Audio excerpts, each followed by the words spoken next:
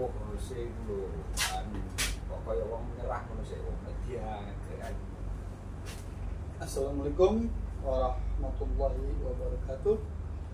Ketemu kembali pemirsa dengan channel Nur Petunjuk Kecerdasan. Kang Teddy malam ini dia sibuk dari pagi, udah 2 hari ini, jadi kita baru bisa agak malam, tapi tidak apa-apa. Semua bukan buat pemirsa, bukan buat kami, tapi kami sedang masuk dalam orkestra alam semesta, mendekatkan jiwa kita kepada sang keberadaan. Monggo, Kang Teddy. Terima kasih telah berkenannya waktu yang masih kita diberi kesempatan, masih dipinjami nafas oleh sang keberadaan sendiri, oleh sang kehadiran sendiri. Makanya sebelum kita mulai, karena dengan kesibukan masing-masing kita tetap makan malam, makanya tidak mengurangi rasa dalam diri kita. Mari kita sama-sama sejenak menyadari nikmatnya kita diliputi, bahkan dijaga, bahkan sang keberadaan, sang kehadiran masih sayang dengan kita. Dengan putih kita masih bisa podcast bersama. Tujuannya apa? Bahwa ini sebetulnya mengungkap, meneliti, mencermati, mensikapi halusnya vibrasi yang ada di alam semesta ini yang akan berkolaborasi dengan kita, menemukan sebuah peran yang sangat baik biar peran kita bisa selalu melakukan perbaikan. Namanya kalau di dalam agama itu adalah kita melakukan amal soleh. Amal soleh sendiri sebetulnya kalau dalam penjabaran itu adalah bagaimana kamu berprinsip selalu memperbarui niat, mempunyai giroh untuk selalu baik hari ini, lebih baik untuk besok, lebih baik untuk yang berikutnya. Itulah nanti kamu bisa merenungi perjalanan jiwamu sendiri yang nanti pada akhirnya bisa membuahkan sebuah kesan terhadap apapun yang ada di hadapan kamu. Cara berteman, cara bermasyarakat, cara berkeluarga itu nanti akan membekas dalam pengalaman kita bersama. Itulah sesungguhnya alam semesta. Karena mengapa? Alam semesta itu sendiri adalah merupakan tarian simfoni yang sangat indah, dan great desainnya ya Allah itu sendiri, dan skrip aturannya semua tertuang dalam mushaf Al-Quran itu sendiri yang 30 juz, 114 surat, 6.600 sekian ayat. Itu sebetulnya. Dan perlu saya ulas kembali bahwa sebetulnya dalam kita menapai kehidupan ini harus mempunyai pengalaman dari apa yang kita lakukan. Kalau kita melakukan hidup ini tanpa ada sebuah pengalaman dan kesan, akhirnya nanti kita sama dengan hewan, sama dengan Tuhan. Karena kita diciptakan tidak sama, itulah bagaimana kita bisa mewarnai, menambah. Sebetulnya kita hanya sekedar menambah.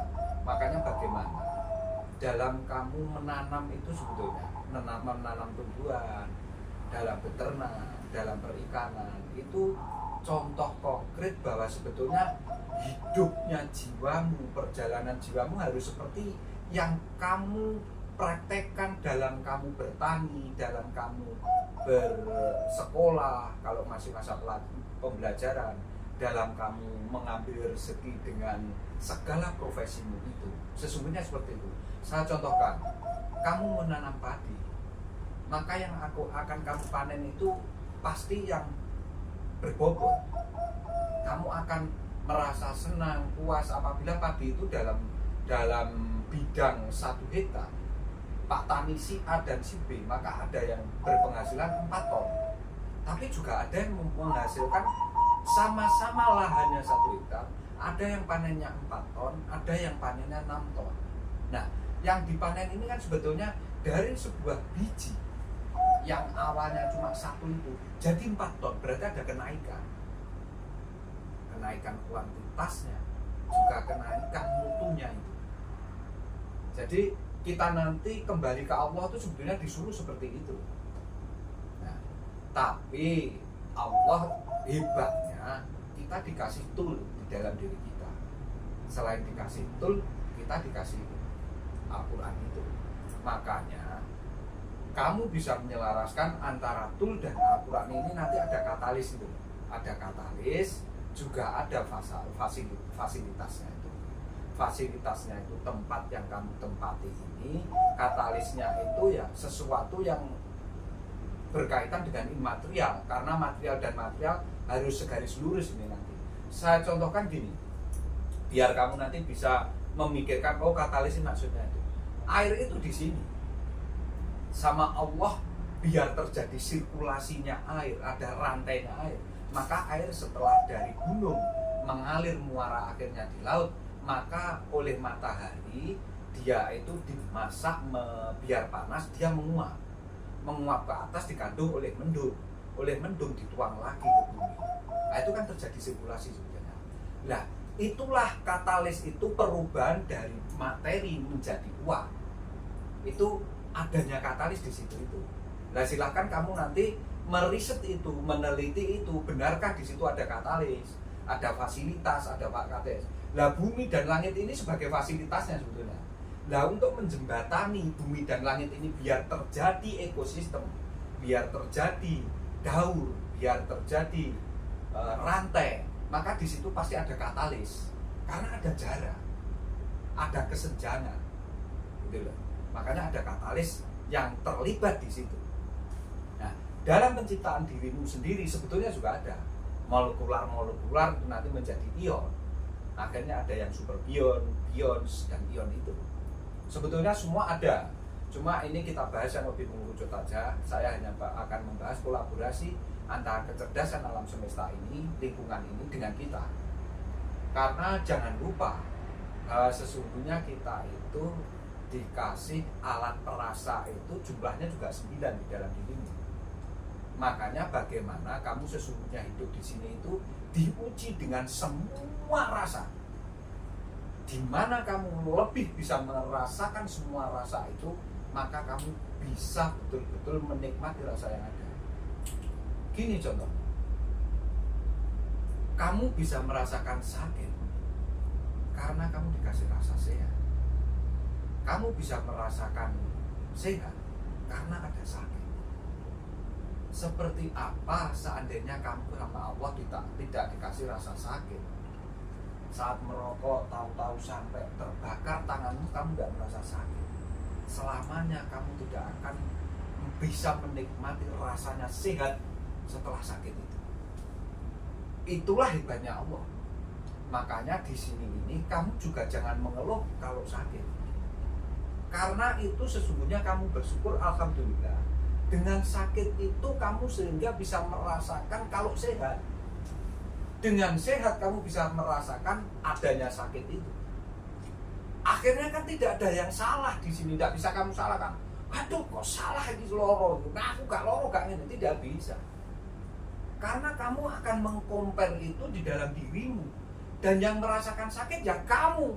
Tidak bisa kamu pindah ke anakmu, tidak bisa kamu pindah ke istrimu. Itulah nanti pertanggungan jawab jiwamu itu, gitu. Itu sebetulnya. Makanya bagaimana kamu nanti merasakan semua rasa yang ada di alam semesta ini, sehingga kamu bisa melebur dengan alam semesta ini. Kalau tidak bisa merasakan semua rasa yang ada di alam semesta, gimana kamu bisa mempunyai pengalaman itu? Tapi pertanyaan saya malam ini, Kang, Ya. karena tadi orkestranya hari ini saya habis ngelayat, Tasya. ya, Hmm. ngelayat orang mati. Hmm. Yang satu laki-laki, Hmm. yang dua perempuan. Ya. Pemirsa, nur petunjuk kecerdasan. Ini disimak, karena siapapun yang bernyawa pasti akan mengalami yang namanya mati. Kulun nafsin. Dha'iqatul maut. Nah, jadi pertama saya ngelayat yang laki-laki. Ya. Habis itu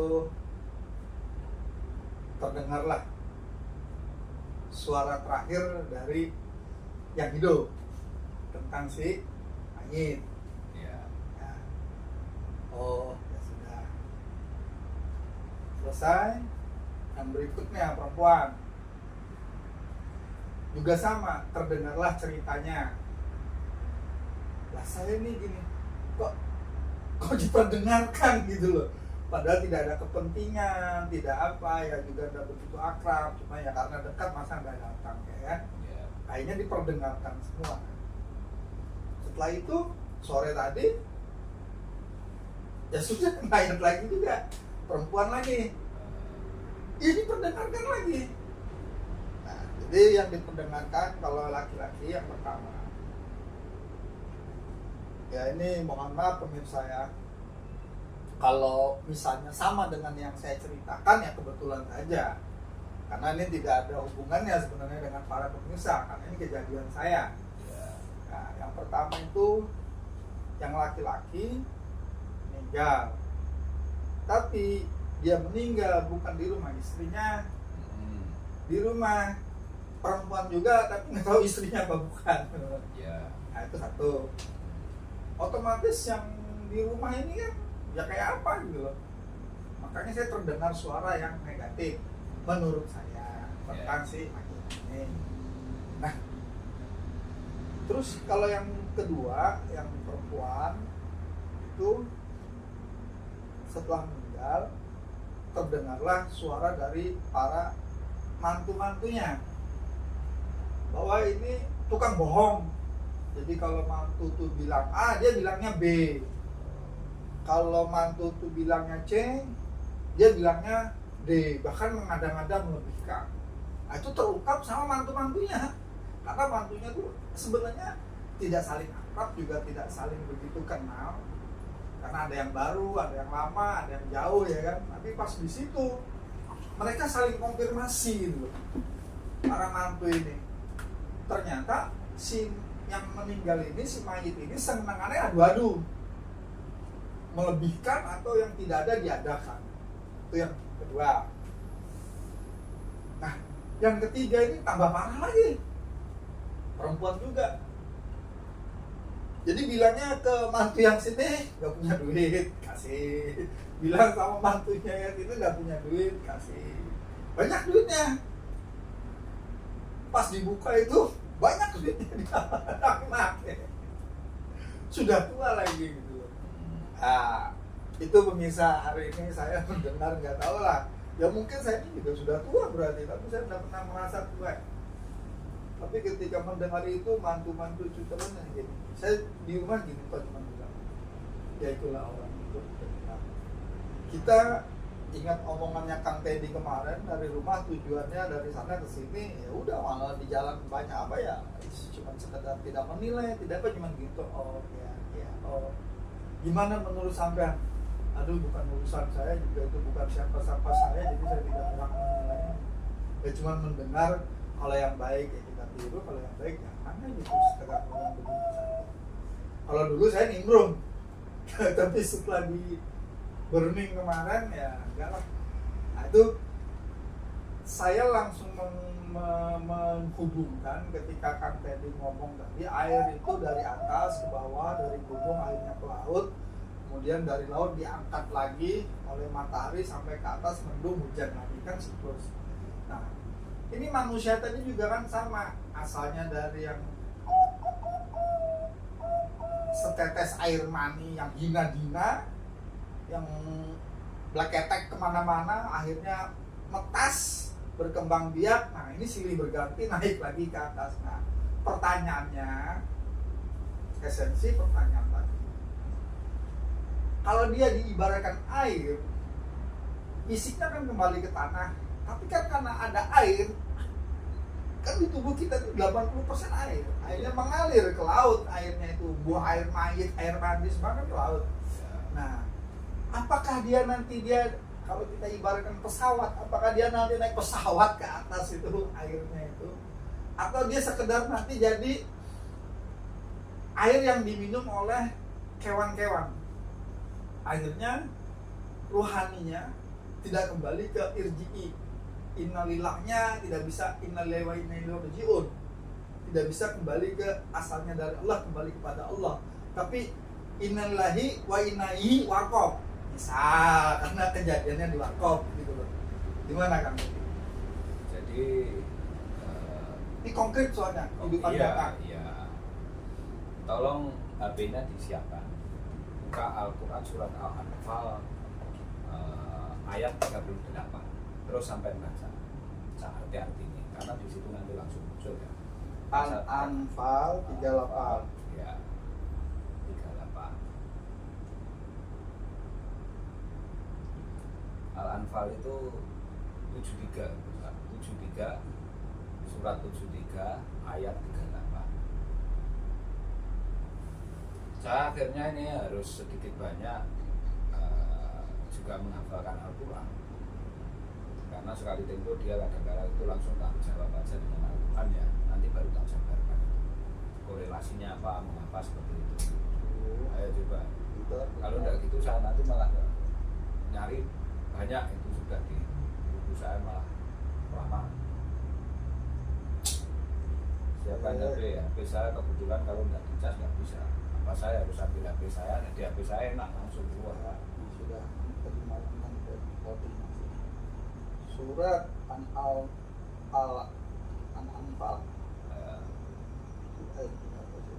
Ayat 38. Anu suratnya maksudnya Suratnya 73 nggak salah, 73 atau 37. Terus ayatnya 73, suratnya 38.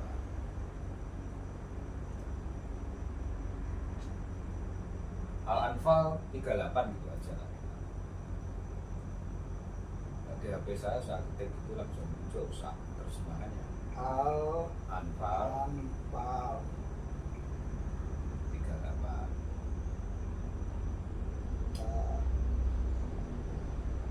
Kosong.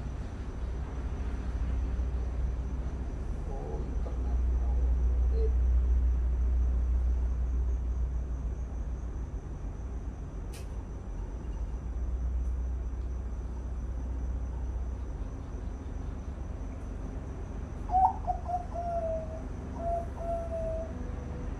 Oh, kok lama banget. Nggak apa-apa.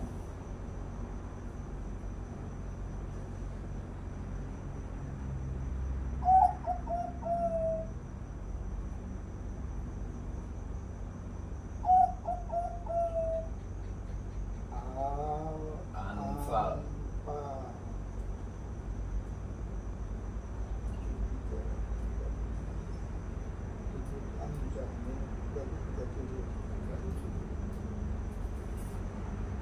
Asapa. Tapi saya yang biasa. Udah, tenang ya. Nih, Al-Anfal, harta rampasan perang, Ya, 38. ayat 38.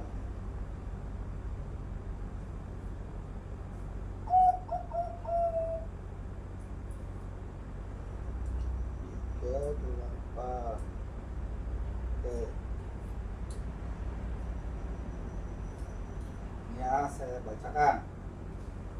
A'udzubillahi minasyaitonirrajim. Bismillahirrahmanirrahim.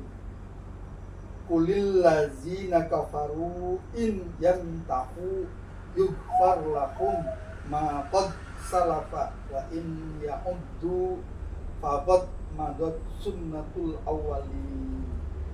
Katakanlah Nabi Muhammad kepada orang-orang yang kufur itu, jika mereka berhenti dari kekafirannya dan masuk Islam, niscaya Allah akan mengampuni dosa-dosa mereka yang telah lalu. Jika mereka kembali lagi memerangi Nabi, sungguh berlaku kepada mereka sunnah aturan Allah untuk menjatuhkan sanksi atas orang-orang terdahulu. Itu ayat 38. Ayat 38 Al-Anfal. Al-Anfal. Orang yang kufur.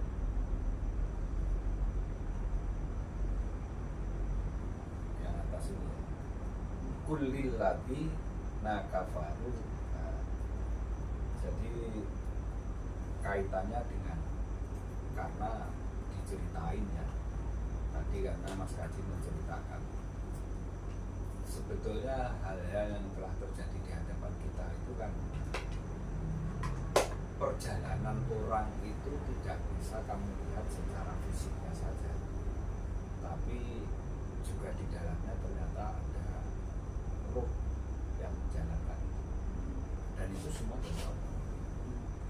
Makanya mau bentuknya apapun, sebetulnya saya sejak awal sudah ngomong, sebetulnya kamu tidak berhak untuk memaknai dia. Memaknai itu berarti kan bisa menilai, bisa mengkalkulasi dia seperti apa, itu tidak perlu. Cuma di dalam dirimu kembali begini, alhamdulillah sudah ada orang yang seperti itu, saya jangan sampai seperti itu. Di Al-Quran itu sebetulnya hanya itu aja, jadi feedbacknya itu. Tapi kamu tidak perlu ngomong ke orang-orang itu tentang dia. Cuma dengan diomongkannya itu kamu kan menjadi dengar, tidak usah nimbrung juga kan ya. Ya cuma dicontohkan seperti itu.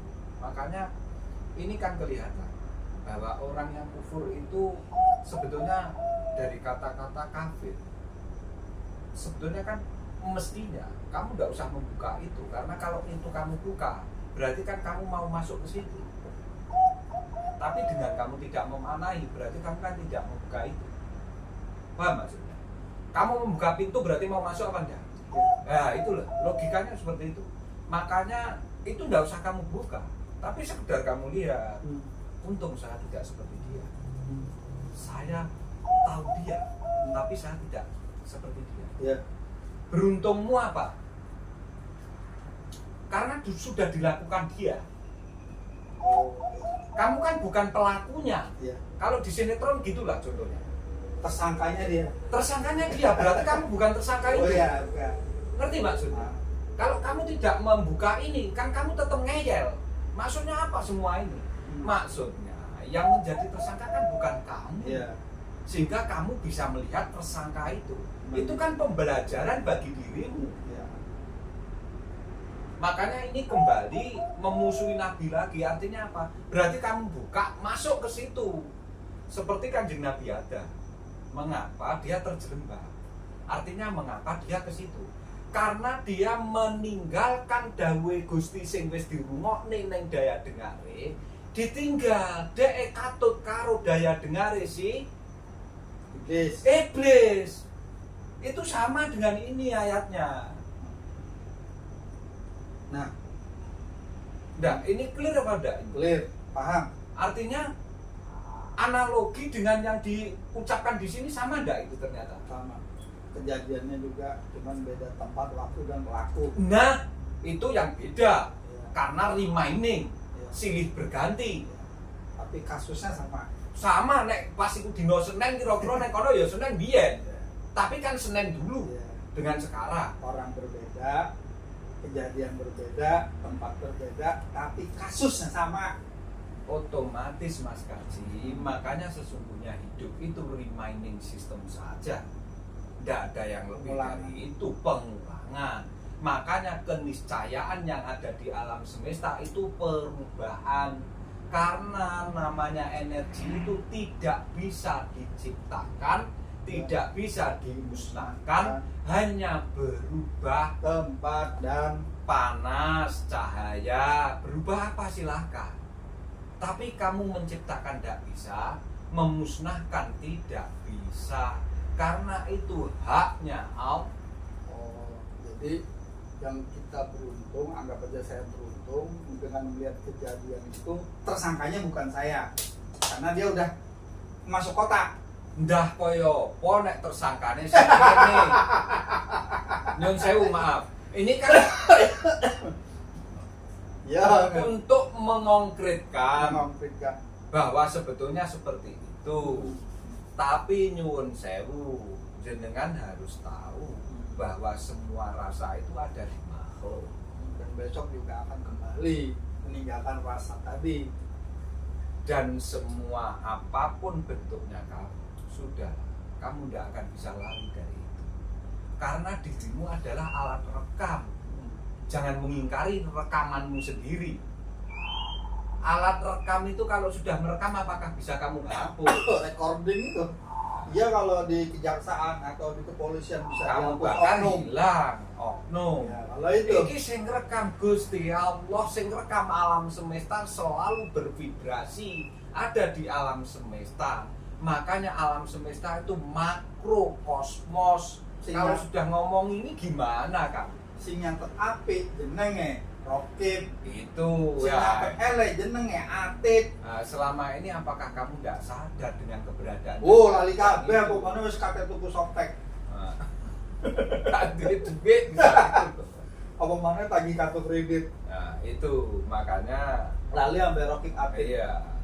Terus gini, saya contohkan lagi ya yang lebih enak.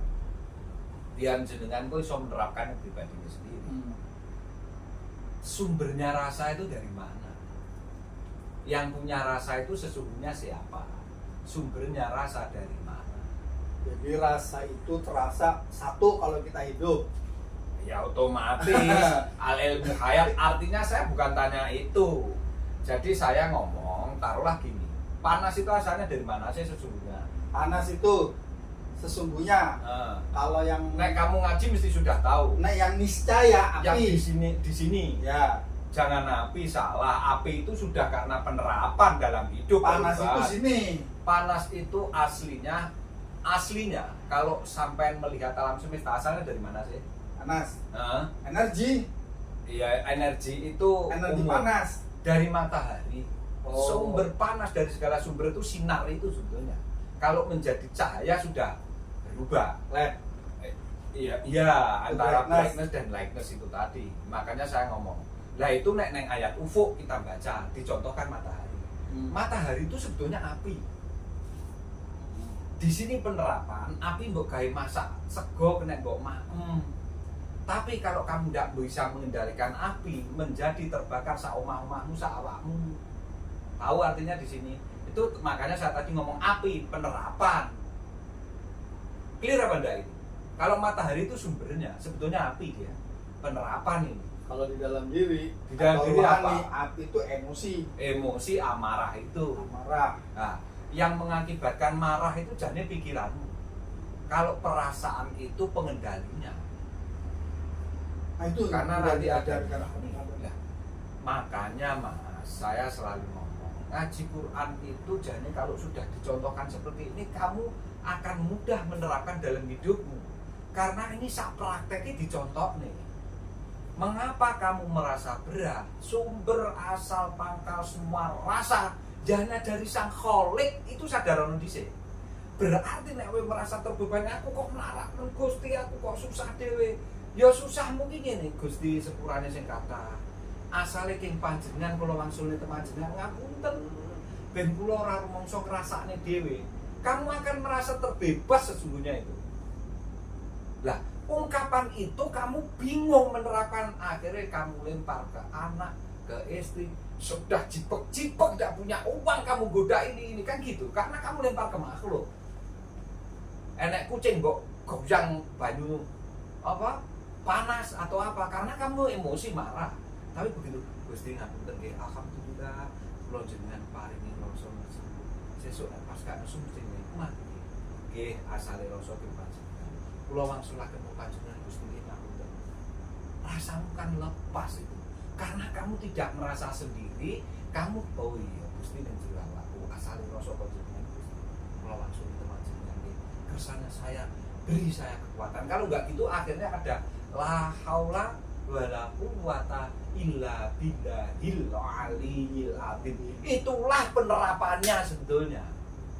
Lafadznya la haula, penerapannya kamu menyerahkan kembali kepada, karena asal pangkal rasa semua dari Sang Pencipta itu, karena meliputi.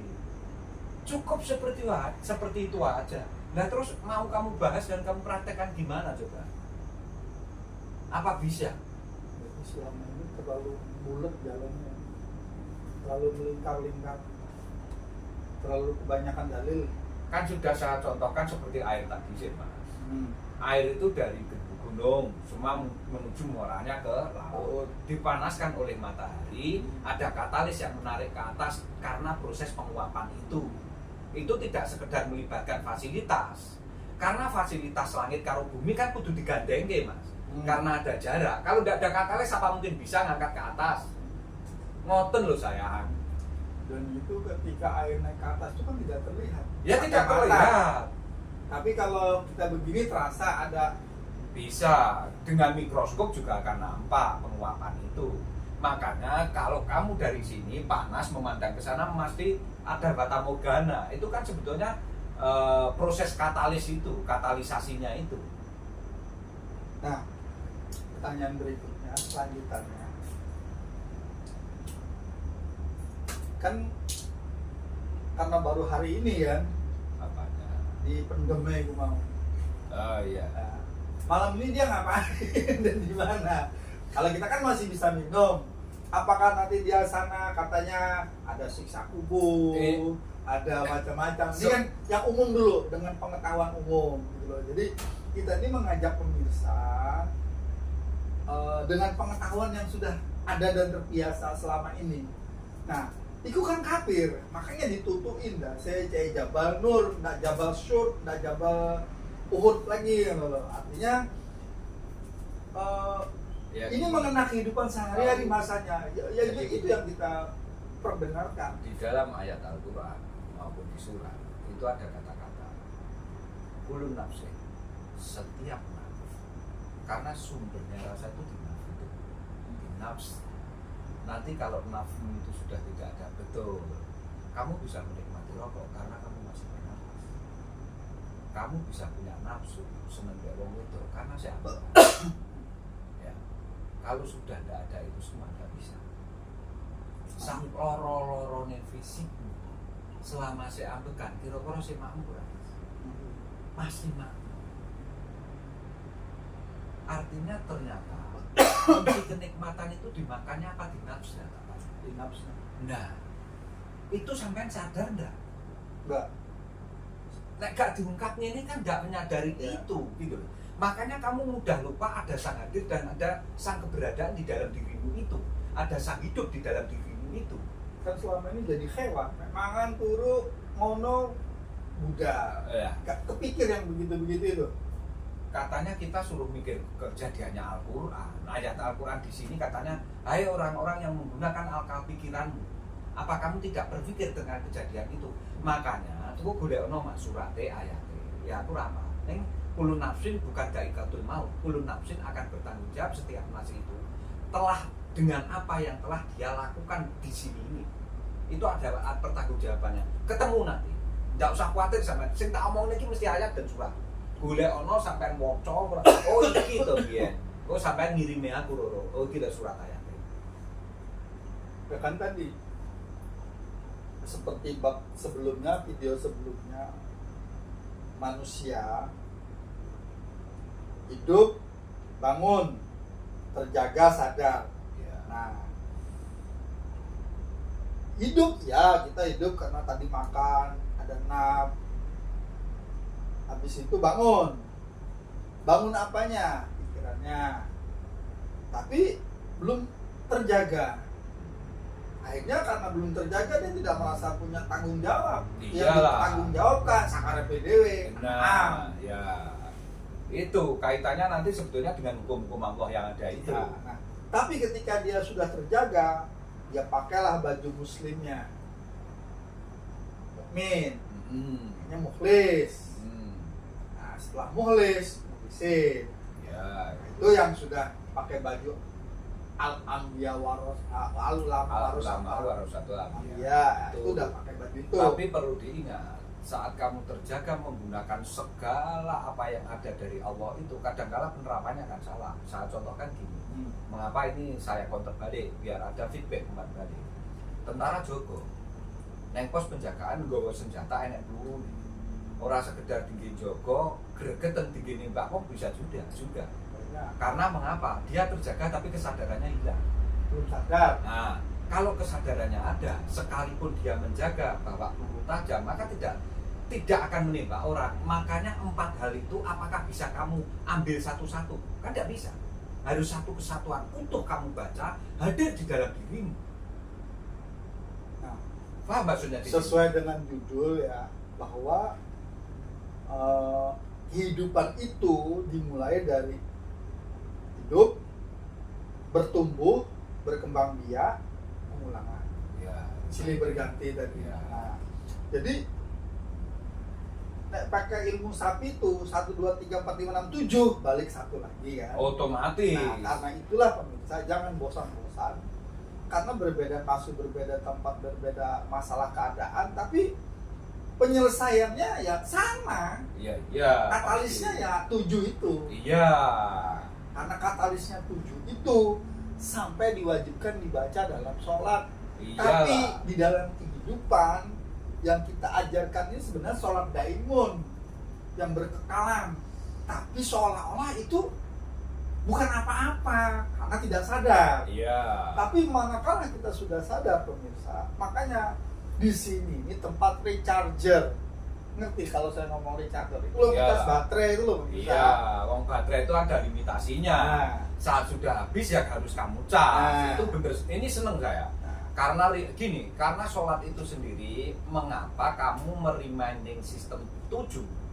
Kamu bagi 5 waktu untuk 17 itu menjadi 17 rakaat itu sesungguhnya mereminding sistem seperti baterai. Tidak mungkin bateraimu sekali kamu cas kamu pakai 1 bulan, tidak mungkin. Pasti nanti dia dicas lagi. Lah sholat itu fungsinya seperti HP-mu minta charger itu.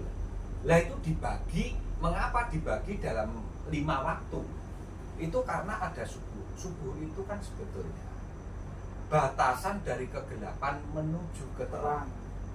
Itu kan? ya. Tapi nanti kalau duhur itu batasan posisi di mana waktumu mulai detikan sampai menit sampai yang panjang itu semua mengarah ke atas sejajar, artinya segaris lurus semua. Keselarasan itu puncak. Begitu kamu keselarasan sudah ada, bengkok sedikit kamu harus melakukan sholat. Karena mengapa? Dari keselarasan sesudah terbentuk kamu bengkok, harus reminding system, nyarger kan. Karena setelah lurus ini kamu ternyata bengkok, kan harus nyarger. Lah nanti waktu asar itu waktu rupek, karena pertengahan mau meninggalkan masa terangnya ini menuju ke masa gelap. Nah itulah kamu nyarger lagi. Itulah ada sholat asar.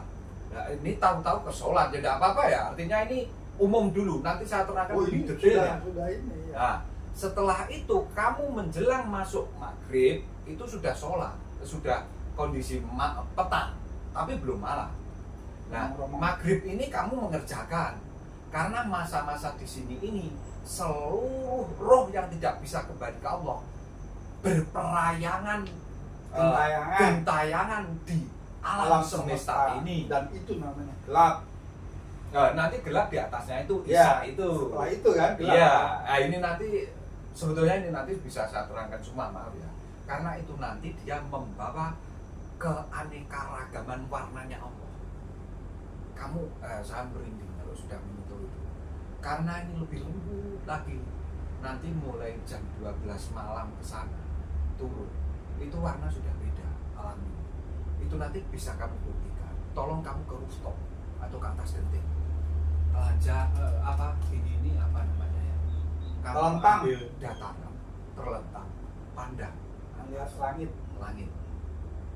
Padahal kamu di bawah kalau tidak ada terang bilang, tapi begitu memandang di langit, terangnya masya Allah itu nanti. Dan itu bisanya ngerti dari Quran.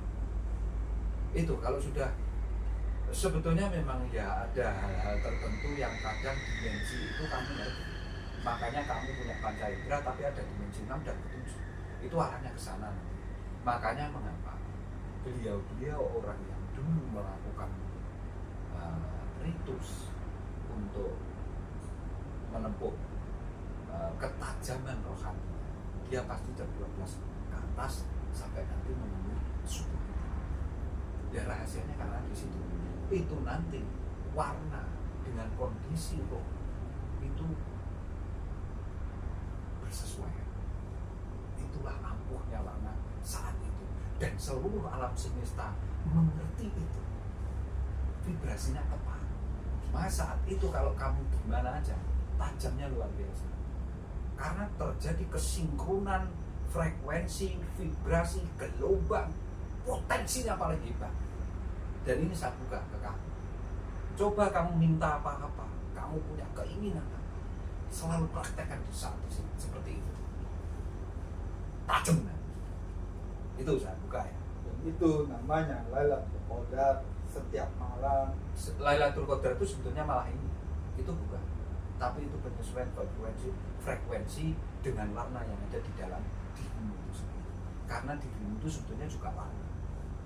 Itu. Ya ini sedikit banyak sudah mulai saya buka sedikit ya, maaf ya. Jadi cuma gini, saya selalu ngomong, aku tuh wong bodoh. Teddy itu bukan siapa-siapa, tidak bisa apa, dan saya bodoh. Makanya saya mengajak sampean ini untuk mengimpul saya, biar kebodohan saya enggak. Itu loh. Artinya kalau saya sudah ngomong seperti itu, berarti aku bodoh. Mengakui saya bodoh. Saya bukan siapa-siapa, saya tidak bisa apa-apa. Hanya karena itu semua dari dayanya Allah yang mengalir, dan saya menjadi server bisa menyamakan frekuensi itu. Itu aja. Karena saya ngaji ini lama. Sudah, kalau kamu nanti tidak tepat warnamu, maka kemasukan warnanya tidak sama. Akan beda. Itu. Karena kalau malam itu yang saya tahu, kalau ada matahari atau ada penerangan cahaya, ada nafs berwarna-warni, semua warna muncul kalau siang. Tapi manakala malam setelah maghrib hilang, isya ke atas, wong pinter, wong bodoh, wong ngene, wong ngono-ngono, kabeh ireng. Tapi ireng itu bisa dibedakan dengan penglihatan yang bukan mata tapi melihat. Itu cuman ada dua warna, kalau tidak hitam putih. Yang hitam itu siapapun, orang baik, orang jelek, kalau malam itu jadi baik atau jadi jelek karena satu warna hitam. Tapi manakala dia, kalau kita kan selalu ada dua, baik buruk ya, atau benar salah. Kalau benar itu kan putih konotasi warnanya, kalau jelek itu hitam. Nah, hitam itu kan menyamarkan, tidak jelas. Padahal kalau siang warnanya merah, nih misalnya saya nih merah, tapi begitu lampunya dimatikan kan jadi hitam semua. Ini bajunya warnanya krem, coklat. Begitu lampu dimatikan kan hitam semua. Karena ketidakhadiran cahaya, maka tidak bisa terpolarisasi cahaya itu, warna itu.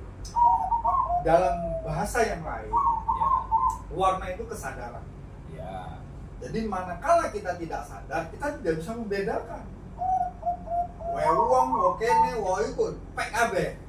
Karena dia tidak sadar. Tapi manakala kesadaran tumbuh, yo masuk di depno, itu duduwe ku. Ya. Terus artinya gini, bukan saya menganulir apa yang dia omongkan. ngaji ya, maaf ini sekedar argumentasi dari Al-Quran sebetulnya tidak seperti itu. Karena kalau di Al-Quran begini, malam pun sesungguhnya matahari itu bersinar. Karena sinarnya matahari tidak pernah ada. Cuma sinarnya matahari diredam oleh dan direfleksikan. Sebetulnya malam itu matahari juga bersinar, maaf ya. Ya, benar. Jangan dikira malam hari matahari tidak bersinar. Malam hari itu justru, saya tadi ya, sekali tempo juga seluruh yang pemirsa apa yang menemukan channel, maka sekali tempo praktekkan. Kamu di rooftop di atas, atau kalau nggak di rooftop kamu di padang savana, atau di sawah, apa ya, atau di laut. Kamu telentang aja, tapi jangan telanjang, telentang, jangan telanjang ya, telentang gitu. Mandang fokus ke atas saja. Kamu nanti akan menemukan sesuatu yang selama ini tidak akan kamu temukan dalam pengalaman pribadi. Makanya ini saya buka. Mengapa sampai saya buka seperti ini? Karena ini Al-Quran coba kamu praktekkan. Karena si Ahmad, si Ibrahim itu mengalami itu semua. Bukan bohong ini. Lah kamu sekedar cerita atau pengen mengalami, ya alami itu. Gitu. Makanya saya suruh buka. Saya suruh ini. Artinya biar kamu mengalami juga membuka Al-Quran itu. Karena tidak bisa. Kalau memang sulit, kamu nggak alasan, aku nggak suka salah kan? Wes gini, belajar dengan alam.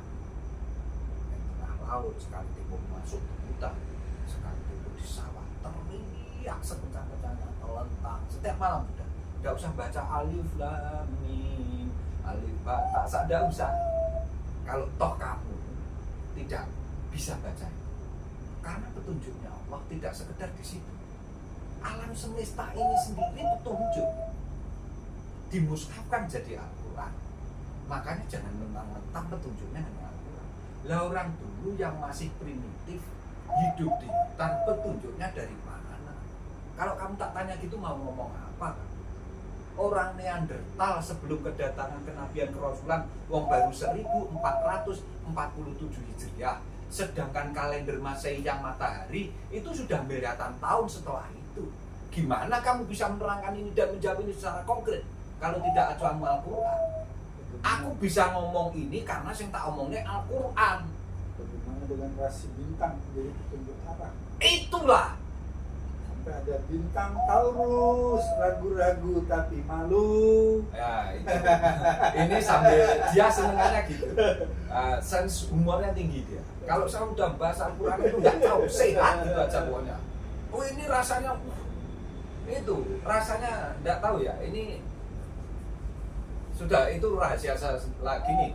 Nggak akan saya buka yang macam-macam sehingga kamu nanti nggak berpikir yang aneh-aneh. Karena sebetulnya begitu ngaji gini nih, kamu mandang ke depan pun itu sebenarnya tanpa batas. Ini itu sebetulnya materi, materinya kan kamu sudah tidak mandang ini, gitu loh. Nyuwun sewu ya. Harusnya itu. Dan getaran vibrasi yang ada dalam dirimu itu sebetulnya sebuah vibrasi kuantum. Walah ini nanti ngomongnya lah jadi orang sudah gini ya, dibatasi aja lah. Ini nanti suatu saat kalau kamu betul-betul masuk ke 30 juz itu menemui ini semua. Makanya saya ngomong gini Mas, karena saya ngomong alam semesta ini tanpa batas, frekuensinya sedemikian juga. Kamu pengen patang atau sekuat, ya karo Gusti Allah digendaki, karena kamu menghendaki sendiri 450 watt, ya sakmono Mas. Dikon ngangkat sing 250 watt, sing 2200 watt, ya gak iso. Mirsa, Bahasa Indonesia no iki. nur kecerdasan, nur petunjuk kecerdasan. Allah itu meliputi Betul. yang kita hirup dan kita hembuskan. Terang no iso 450, 900. Ya. Arep neng 5.000 jelas gak bisa. Nah, jadi saya juga sebenarnya meresonansi yang diomongkan Kang tadi. Tapi saya berangkat dari titik awal. Katanya begini. Mat Muhammad, nek ono wong tako awakmu tentang aku. Ya. Artinya kalau ada umat Muhammad bertanya kepadamu wahai Muhammad, keberadaan tentang Allah. aku, Ya, Allah. Di mana kasih tahu aku itu dekat, lebih dekat dari urat lehermu. Berangkat dari situ pemirsa, apa yang disampaikan Kang Terry tadi, dekat tuh begini, kita hirup. Batasnya kulit. Karena ketika kita hirup udara tadi, metabolisme di dalam tubuh, ada darah yang keluar dari jantung dan masuk ke jantung, yang keluar tuh uratnya merah, yang masuk biru. Itulah hidup.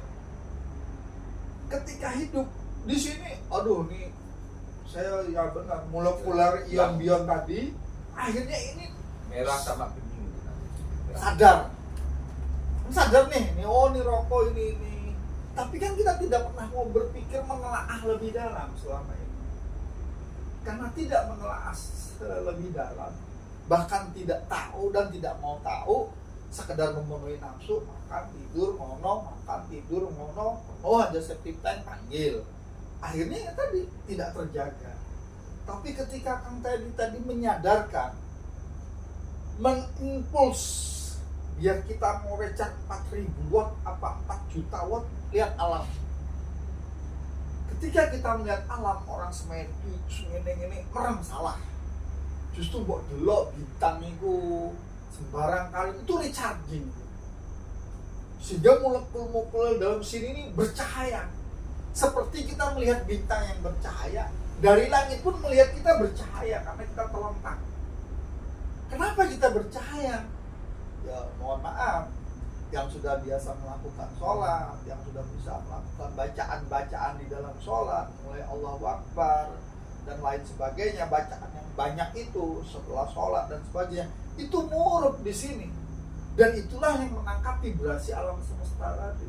Kalimat-kalimat Allah, kalau pakai bahasanya Al-Quran itu kalimat-kalimat thayyibah. Tapi saya tidak ngomong kalimat thayyibah, kok ketinggian. Dalam sholat itu pembuka yang pertama di at-tahiyatul awal dan akhir, at-tahiyatul mubarakatus sholawatut thayyibatul lillahi ta'ala. Saya hanya membaca itu selalu sadar kemuliaan, keberkahan, kebahagiaan, kebaikan hanya dari sisi Allah. Nah itu yang meliputi ketika kon kepingin mulio ilingo, kon ingin berkah ilingo. Tadi Kang Teddy nyebutkan dari 1 butir padi mbok tandur ono sing 8 ton, sing 4 ton, ono sing gak oleh. Itu keberkahan. Dari 1 menjadi 8 ton. Habis itu mari mulai nyakul, mari mulai manen. Kesel disambut anak istri, hilang keselnya. Betapa bahagia, senang dia. Yang berangkat kerja disambut istri, anak. Yang berangkat kerja datang ke rumah, ada orang tua, ada air, ada makanan, tinggal makan karena dia berkolaborasi, bahagia, senang, happiness. Atau gak usah, gak dapatkan itu, ya seperti saya yang barusan gak ngapa-ngapain, mendelok wong mati itu mau, alhamdulillah saya udah jadi tersangkanya. Paling gak aku apik, baik, thayyibah, timbangan si ngono-ngono iku. Oh iya kabehku nek gak kersane Gusti, keniscayaan Gusti yang ada pada saya. Tidak seperti Sahroni sekarang. Ya. Bingung, duit 300 miliar rumah diompong. Ya. Itu baiklah itu. Artinya gitu. Itu saya luaskan. Gimana kan? Saya kalau menjawab punya dia, saya tidak mampu menjawab Quran soalnya itu mau. Ya saya jawab dengan meliputi. Karena di dalam sholat itu bisa menjawab semuanya. Ayah ambil 4 itu tidak mungkin dia nyalakan. Jadi saya pengen membuktikan bahwa kamu sebetulnya percaya. Itu saat kamu, terutama yang punya militer sih, militer atau kepolisian atau orang yang berbagi atau orang yang sering berburu ya, kan ada alat yang untuk mendeteksi panas seseorang. Infrared. Bukan, lebih deteksi panas itu ada sendiri namanya. Kalau infrared itu hanya mendeteksi malam, jadi mode malam itu pakai infrared. Tapi kalau mode panas itu sebetulnya kayak avometer. Ada jantung dia bisa mendeteksi. Iya, makanya itu panas itu sesungguhnya timbulnya dari api dan itu bisa dideteksi. Lah, api itu sebetulnya sama dengan cahaya, makanya matahari itu membakar semuanya. Nah, korelasinya saya ngomong ini kan tak masukkan ke dalam dirimu sendiri sebetulnya, bahwa kamu percaya. Dia ngomong telentang itu kamu nanti akan percaya, bukan karena ritual kamu. Makanya saya ngomong, jangan dikira kamu sholat Allah karena kamu banyak sholat seneng terus dikasih apa-apa, malah enggak. Karena saya selalu ngomong, ketauhidan itu tidak ada bargainingnya. Nah, orang selama ini selalu ngomong ada bargainingnya itu. Ritusnya itu. Tinggalkan itu. Saya ngomong sudah nggak pernah pakai bargaining lagi. Karena kalau sampai nanti ngomong selalu dengan bargaining, Al-Quranmu nggak dapet sudah. Karena dapetmu kulitnya, kacangnya hilang. Pemirsa, Nur petunjuk kecerdasan. Saya mulai nyambung, mulai mendapatkan vibrasi dan saya bisa beresonansi. Nggak tahu ini yang saya muncul tiba-tiba ya dalam pikiran saya. Saya langsung bayangkan, karena kan saya lihat tempatnya sebesar ini. Kalau kita bayangkan saya di sini, ini gini. Nah, ada lubang sebesar ini. Ini pas badannya dia gini, tau ngeliatin. Ya langit kelihatan kalau malam, kalau siang ya Arab kelihatan, kota tuh kayak padang pasir. Nah, saya sudah bisa membayangkan nih, saya jadi Ahmad yang sedang khalwat. Sampai datang Jibril, sampai diberi kecerdasan. Setelah Kang Teddy ngomong, naik bahasa kita di sini, telentang, nangkarak. Nah, jadi ya gini, kalau malam kecapean atau siang juga kecapean, matanya gini, tapi tetap yang dilihat sama, karena cuma kesana dan kesana, sampai bercahaya, saking panasnya. Nah, itu contoh bola lampu tuh. Kan kawat wolfram itu dialiri listrik sekian ribu watt, ada yang 40 watt, karena kawat wolframnya cuma kemampuannya segitu. Tapi kalau yang kawat wolframnya gede, ya itu sampai 1000 watt. Menerangkan konser itu, bayangkan saja itu kalau menerangkan F1 itu terangnya ribuan. Nah, itulah yang ada dalam diri kita. Jadi benar Kang Teddy tadi ngomong, dalam prakteknya terang gelap itu Anda sendiri yang membuat. Semakin sering ngene, semakin gelap. Tapi ada juga yang semakin ngene, semakin terang. Syaratnya satu, yang halal. Begitu yang haram, ya tambah petang.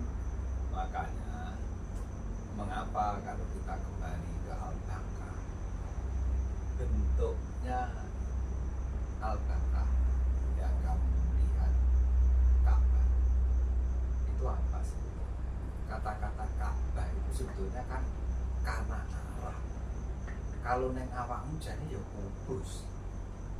Nah, itu sisinya berapa? Coba kamu pelajari. Sehingga kamu memandang apapun nanti tidak terlepas dari itu sesungguhnya. Karena nanti kembali ke risalahmu sendiri. Dan di dalam dirimu apa itu? Itu kan kamu harus tahu. Makanya dalam bentuk itu, ya iya nasu itu robbakum lagi kholakokum baladi namin komdikum lalakum tatakum. Itu kalau kamu sebelum melakukan ritual ibadah, itu harus kamu ucapkan, tidak boleh kamu lafazkan. Karena itu salah satunya. Karena kamu nyatanya melakukannya jasmani rohani. Makanya orang-orang yang telah ngaji ke saya, mesti saya bilang itu. Dia pasti mempraktekkan. Oh iya, mas saja yang tetap beda. Iya. Karena kalau kamu mau masuk ritual, tidak tahu, maka sih mbok ritualnya jasmanimu dong. Lah meritualkan rohanimu gimana? Karena rohani tidak butuh ritual. Yang butuh ritual jasmanimu. Tapi nyatanya, kamu nyembahnya Gusti Allah ke jasmani rohani loh. Makanya Ka'bah itu mengapa kudus? Padahal kamu sebelum melakukan nawa itu wudu'a nawa itu wudu'a di Rabbil ta'ala. Itu kan kamu secara fisik.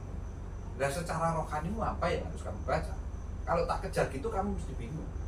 Nah kalau kamu tidak pakai Quran, mau kamu baca dengan apa rohani? Itu. Nah, itu belum saya buka dulu lah ya. Nanti di episode berikutnya pasti akan saya buka. Tidak ada yang dirahasiakan. Wong Gusti Allah ini, saya tadi kan sudah ngomong sih. Kita itu tidak usah ritual. Dideteksi bae wis bersinar. Lah pun ritualmu terus membedakan sinarmu ku beda. Kan enggak. Cuma nanti bedanya begini. Saya terangkan lagi. Di garis bawahi. Bedanya orang diam dideteksi dengan deteksi panas. Nampak.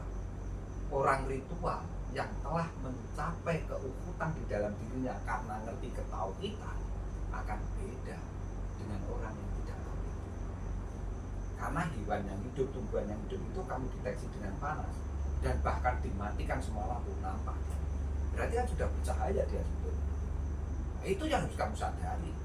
Tidak ada makhluk ciptaannya Allah yang tidak bercahaya dan tidak ada makhluk ciptaannya Allah yang tidak bervibrasi. Karena kalau sudah mati, dia tidak bervibrasi lagi. Lah, yang bersinar itu sesungguhnya frekuensi vibrasinya Allah itu kamu tidak punya. Itu loh jawabannya. Karena fisikmu kalau sudah meninggal tidak bisa dideteksi mayat itu.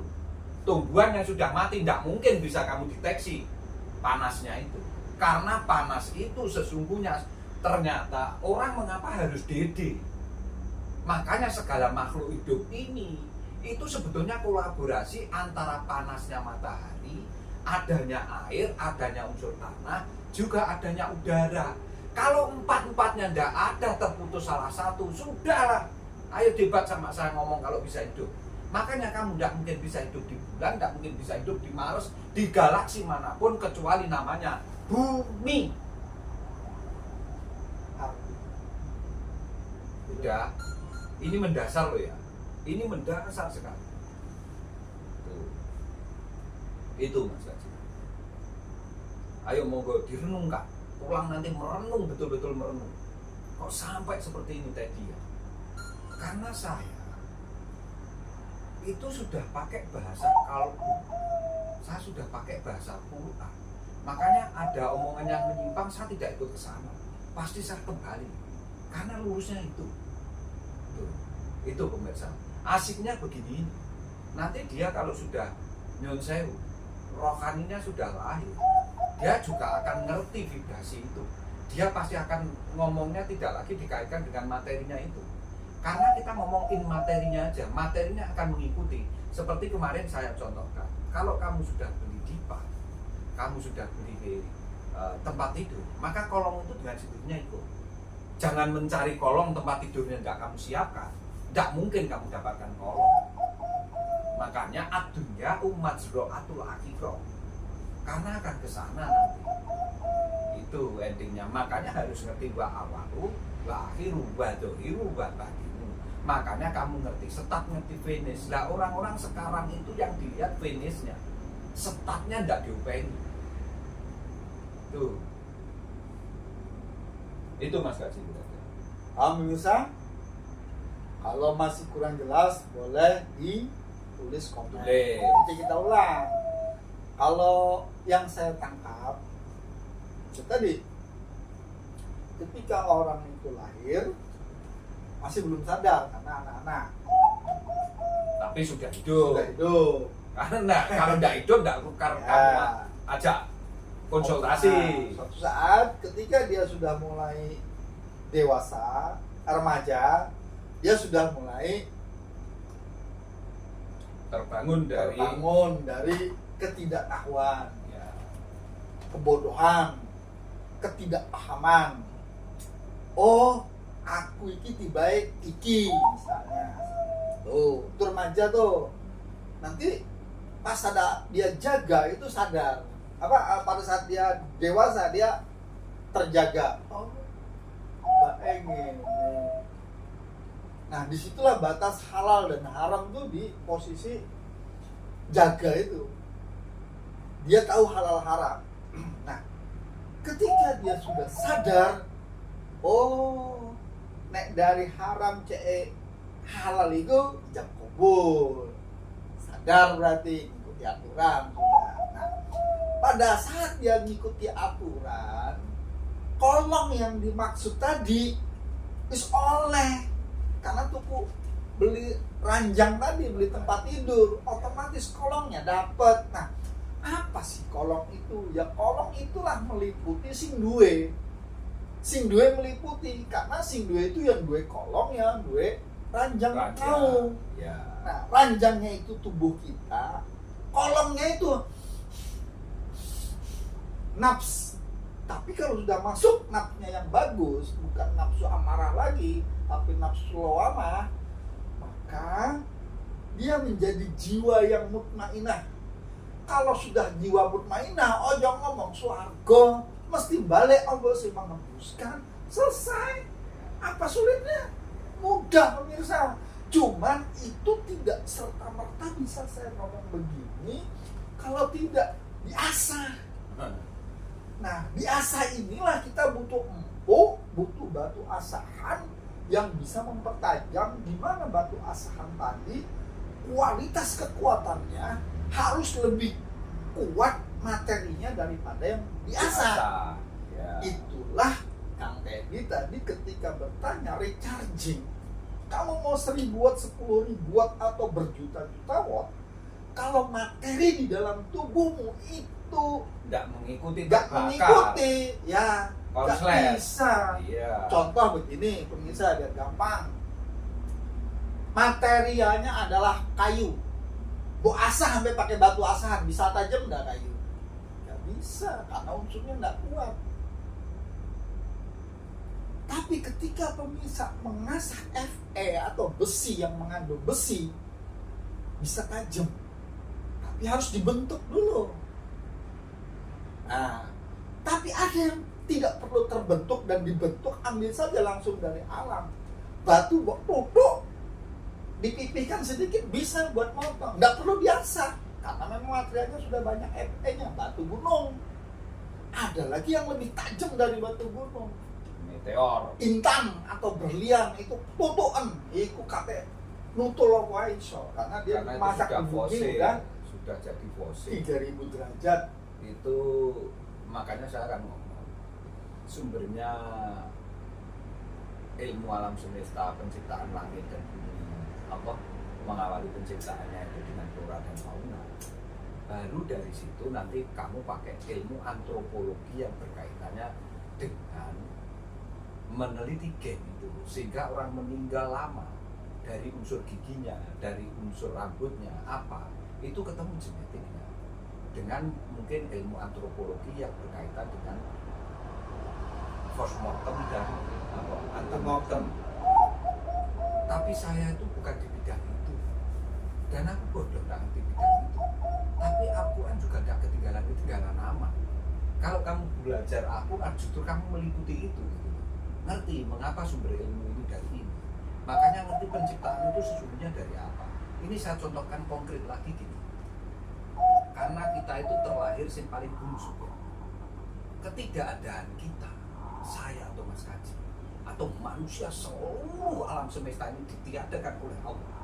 Alam akan membalance dirinya sendiri. Akan terjadi kehidupan yang luar biasa di situ. Simponi harmoninya tidak ada yang memadai. Makanya orang relaksasi paling indah adalah kamu mendekatkan diri ke alam.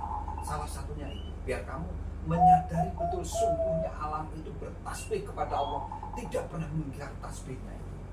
Makanya saya contohkan kemarin, Lombok itu tasbihnya Gusti Allah, pedesnya itu bukan yang lainnya. Sedangkan kita sering maneka warna, macam-macam, godo Gusti Allah yang macam-macam, biar Allah menyesuaikan frekuensi kita, bukan kita menyesuaikan frekuensinya Allah sering. Lombok makanya di sini ada tebu, di sini ada lombok. Pernah lihat kamu di kebun itu ada lombok, ada lombok, biar kamu viral.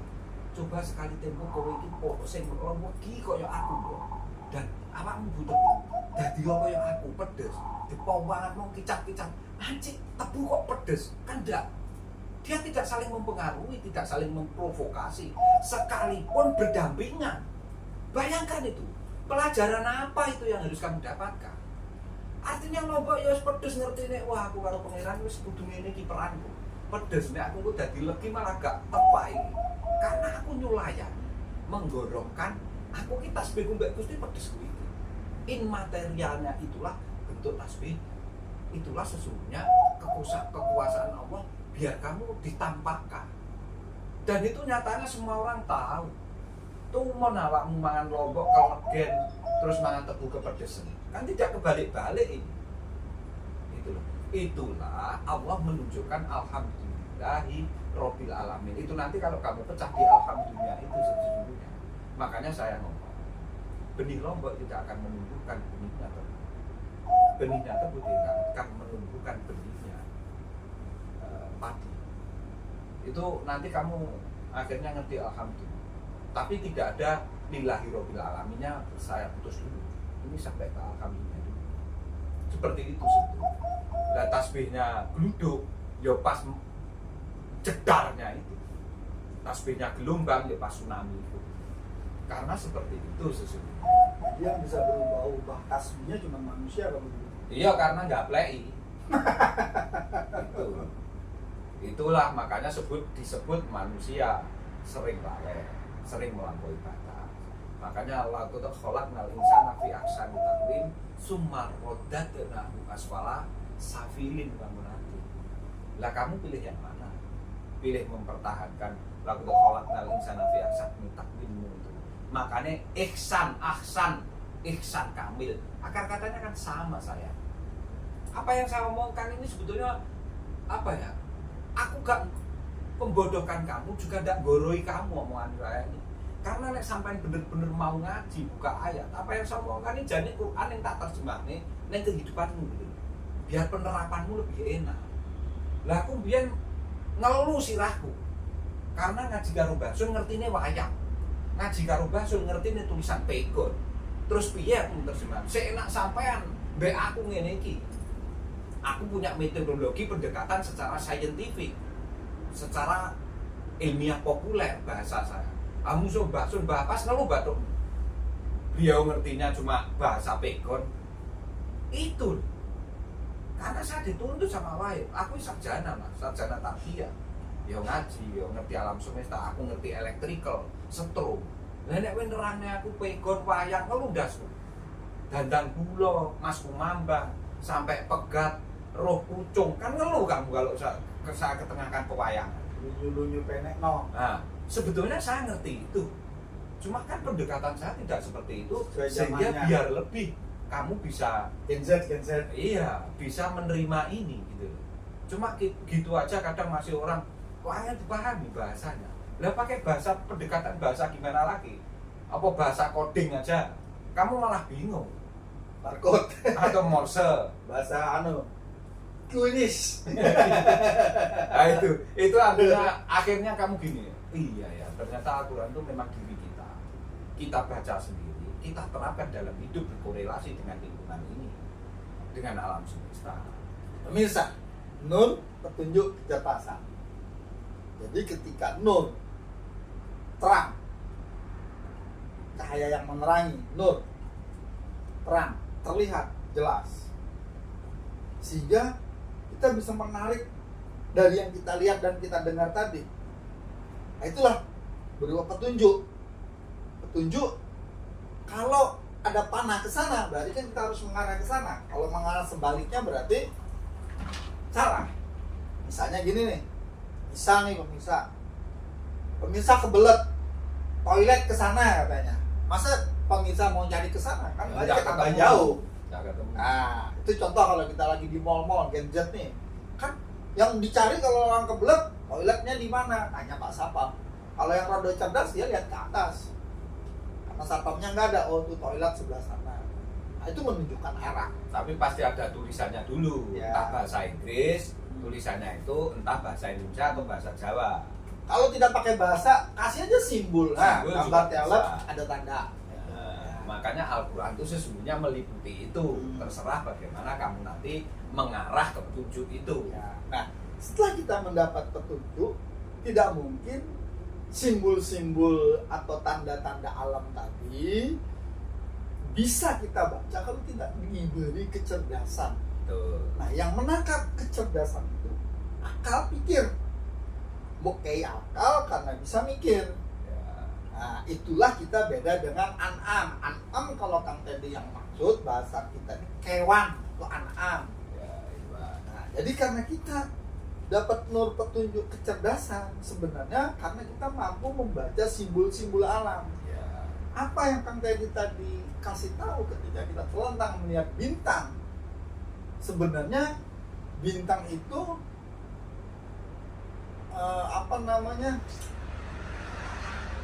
galaksi-galaksi yang jauh di sana. Tapi saya pakai bahasa Al-Quran yang menyebutkan bintang-bintang itu sebenarnya simbol tadi seperti tanda panah arah ke sana kemari, sehingga ada rasi bintang yang menunjukkan barat dan timur di malam hari sehingga orang bisa berlayar. Nah, itu kan harus dipikir sama yang menemukan rasi bintang itu. Oh, kok iki pancet ae? Mau pagi, siang, sore, tengah malam, subuh. Dia tetap munculnya di situ bintang yang warna merah itu. Apa bintang apa tuh namanya? Enggak, saya feedback lintang gugus. Saya feedback taruhlah toh awake dhewe ngomong ini kan setelah kenabian dan kerasulan. Dan yang makhluk sebelum kenabian dan kerasulan petunjuknya apa? Wong mushaf perlu ditulis. Coba jalan. Gak ngeluh kamu kalau tak gitu kan. Jadi karena kecerdasan itu, petunjuk itu, yang nur itu, Allah itu meliputi. Ya Allah caranya memberitahu.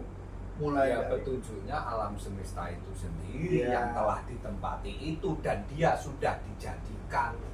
Akhirnya petunjuknya dari dirinya sendiri yang telah diciptakan, bisa untuk ada akal, bisa untuk berpikir dengan alam lingkungan sekitarnya. Dicontohkan lagi Habil Hobil iso setelah mateni iso mendem mayite sing dipateni kan dari burung. Lah sing memberi petunjuk, kalau saya ngomong enak-enak letterlek, lah sing memberi petunjuk malah gagak. Jirine Gusti Allah. Lah kalau kita melihat letterlek lho nyuwun sewu. Kan begitu. Padahal itu jane ayate Gusti, simbol-simbol. simbol-simbol. Kan berarti saya pinter gagak sing ngekei petunjuk neng sing arep mendem iki mau. Itu salah satu contoh maksudnya. Allah memberitahunya seperti itu. Nah, makanya pertanyaan saya, jawaban dengan bahasa Al-Qur'an itu. Karena Al-Qur'an itu saya akan ngomong. Jadi Apakah Quran itu sebelum diturunkan Kanjeng Nabi Muhammad wani nglakoni sholat? Aku takut. enggak, belum. Nah, itulah yang berani jawab gini kan orang yang pernah ngaji ke saya. Coba belum pernah, gak wani dek jawabnya. Gak iso, kuncinya karena sholat kok. Pasti ayo nyun sewu jajal. Nasaruddin deh kok. Kerungu wong. Ini ngebel lagu. Si YouTube Anda isi katanya karena dia kan tak kirim nih. Sorry sih. Halo. Oh, tak takoni. Awam bola balik sholat. Kamu masuk surga apa neraka? Bingung kalau nggak jawabnya. Aku masuk surga. Jadi pemirsa, surga atau neraka itu adalah rasa. Kalau kita rasa bahagia itu surga. Kalau rasa susah, gelisah, ditagih utang dan sebagainya itu neraka. Neraka dunia. Surga dunia. Nah, surga akhirat saya belum ke sana. Saya katanya Quran tapi. Katanya Quran yo niscaya sudah. Jadi Al-Quran itu kalau pakai bahasa Al-Qurannya sendiri ilmiun wa amaliyun. Ilmiah dan sangat tinggi lebih. Kalau pakai bahasa yang paling sempurnanya lagi nurun ala nur. Nah, itu sudah kalau udah cahaya di atas cahaya. Bayangkan aja punya ini cahaya di atas cahaya. Terang benderang, jelas. Jadi Gustiku jelas. Jelasnya di mana? Kan pemirsa. Kita lanjut season berikutnya ya pemirsa ya.